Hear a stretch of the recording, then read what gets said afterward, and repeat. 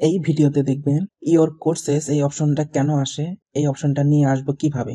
যাদের ইউটিউব চ্যানেলে your courses option থাকবে না তাদের জন্য এই ভিডিওটি তৈরি করা। আমি যদি একটু দেখাই, ইওর কোর্সেস এর ভিতর যদি প্রবেশ করি, আমি যে সমস্ত কোর্সেস অ্যাড করে রেখেছি এগুলো আছে এটার ভিতর। তো এই অপশনটি আমার কেন আসলো আর কেন অন্যদের আসে না এটাই দেখাবো। আমার যে চ্যানেলটাতে ইওর কোর্সেস অপশন নাই, আমি সেই চ্যানেলে নিয়ে যাওয়ার পর দেখাচ্ছি।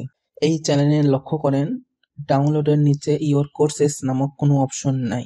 এইটা না থাকার কারণটা কি জানেন? আমি একটু প্র্যাকটিক্যাল এক্সাম্পল বুঝাই। আমি যদি ভিউ চ্যানেলে যাই, এখানে দেখেন হোমের পর আছে ভিডিওস, প্লেলিস্ট, পোস্ট। এখানে কিন্তু শর্টস লেখা নাই, কারণ এই চ্যানেলে শর্ট ভিডিও আপলোড করা হয় না।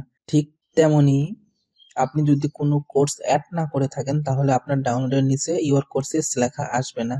আমি একটি ইউটিউব চ্যানেল সার্চ করব। আমি এই চ্যানেলটা সার্চ করতেছি, অ্যাড ভিতর প্রবেশ করব। এখানে দেখেন কোর্সেস লেখা আছে। এই কোর্সেসের ভিতর যাওয়ার পর যদি আমি প্রথম কোর্সেসের ভিতর প্রবেশ করি এবং এখান থেকে এটা সেভ করি, এবার যদি আমি আমার ইউটিউব চ্যানেলের ভিতর যাই, রিলোড দেই, এবার দেখেন এখানে ইওর কোর্সেস লেখা আসবে। এটার ভিতরে যদি আমি প্রবেশ করি তাহলে এই কোর্সটা অ্যাড হবে। আমি যদি এটার ভিতর প্রবেশ করি তাহলে লেসন দেখাবে 0 অফ 139, কত পার্সেন্ট কমপ্লিট করেছি এটা দেখাবে। কোর্সে আসার পর আমি যদি জাভা স্ক্রিপ্টের কোর্সটা অ্যাড করতে চাই, সেম প্রসেস, সেভ করে নিব। এরপর আমি আমার চ্যানেলে আসব, একটা রিলোড দিব। এখন যদি ইওর কোর্স এর ভিতর যাই তাহলে আমার পরের কোর্সটাও অ্যাড হইল।